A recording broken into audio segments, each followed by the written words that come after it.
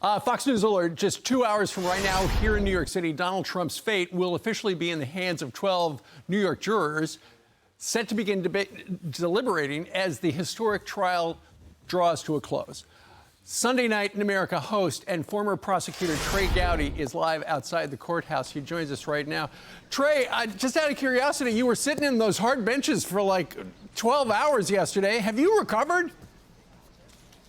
Not yet. It reminded me of being in church and hearing a very long sermon. And, Steve, I've heard good ones and long ones, but never a good long sermon.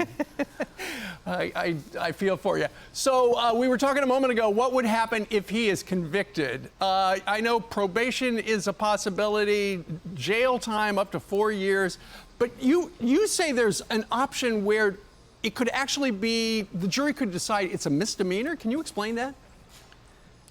Yeah, it depends on whether or not, it depends on two things, whether or not the judge is really willing to charge it and whether or not the defense is willing to accept it.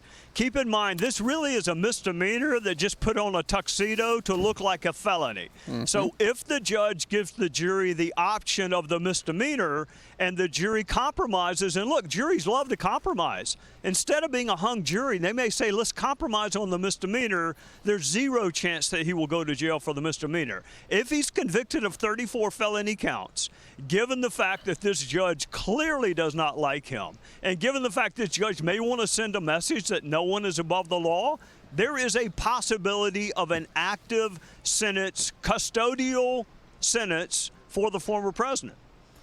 So, you know, the way Donald Trump has defied political gravity, if he gets convicted, Trey, there's a possibility his ratings actually go up.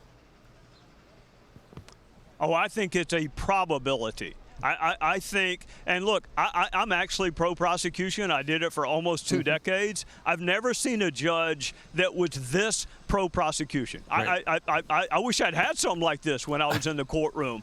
So I think even like people who are not ardent Donald Trump supporters are kind of wondering, what are we doing here on a 6-year-old case that was passed on by the Southern District of New York? Right. I think it actually would help. I mean, I hate to say going to prison would help somebody. It usually doesn't.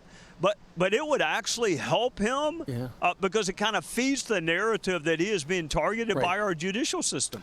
Exit question. So the jury, the 12 men and women, have been listening to lawyers for the last number of weeks. Soon the judge will give, at 9:30, the judge is going to give instructions. Then they're going to go in the room and no lawyers. Except there are 2 lawyers on the jury. So who do they help?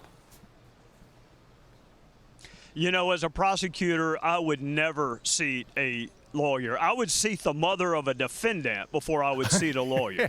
So I do not. I don't understand unless they ran out of strikes. But here's the thing, Steve. Most lawyers never see the inside of a courtroom. Right. It'd be like you asking me to draft a will. I mean, you're better off asking Brian to draft a will. I know nothing about it. These lawyers know nothing about criminal law. So do they have the humility to tell their fellow jurors, look, this is not what we did for a living?